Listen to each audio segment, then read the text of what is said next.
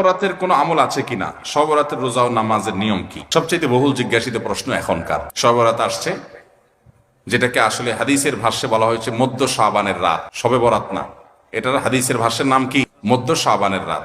এই মধ্য শাবানের রাত বা মধ্য শাবানের রজনী, এই রাতে যেটাকে আমরা শবে বরাত বলি, এই রাতের নামাজের নিয়ম কয় রাকাত পড়তে হবে, কোন রাকাতে কোন সূরা কতবার পড়তে হবে, এটা বহুল জিজ্ঞাসিত একটা প্রশ্ন। এবং এ ব্যাপারে আমরা অনেকে জানি যে শবে বরাতের রাকা নামাজে এত রাকাত পড়তে হবে, সেখানে সূরা কুল হুয়াল্লাহ, ইখলাস এতবার পড়তে হবে, ইত্যাদি ইত্যাদি। লাইলাতুল কদর ছাড়া অন্য যে সমস্ত রাতের ফজিলত আছে, এর মধ্যে 10টা রাতের কথা আল্লাহ তাআলা শপথ করেছেন, ওয়াল ফাজরি ওয়া লায়ালিন আশর। সেই 10টা রাত হলো জিলহজের প্রথম দশক। খবর নেই আমাদের দেশে মানুষের, যে রাতগুলোর শপথ আল্লাহ কোরআনে করছেন কত ফজিলতপূর্ণ, কিন্তু জিলহজের প্রথম দশকের রাতের কোন বিশেষ ফজিলতের কথা আমরা কয়জনে জানি? যাই হোক, মধ্য শাবান রজনীর কথা আমরা বেশি জানি, শুধু না, সবচেয়ে বেশি আমরা এ রাতে ইবাদতের চেষ্টা করি। সবচেয়ে বেশি চেষ্টা তো হওয়া উচিত হলো লাইলাতুল কদরে। এর পাশাপাশি যদি কেউ মধ্য শাবান রাতে আল্লাহ তাআলার ক্ষমা লাভের চেষ্টা করে, সেটা দর্শনীয় না, সেটা জায়েজ। এই রাতের এতটুকু ফজিলত অবশ্যই প্রমাণিত যে আল্লাহ রাব্বুল আলামিন এই রাতে হিংসুক ছাড়া,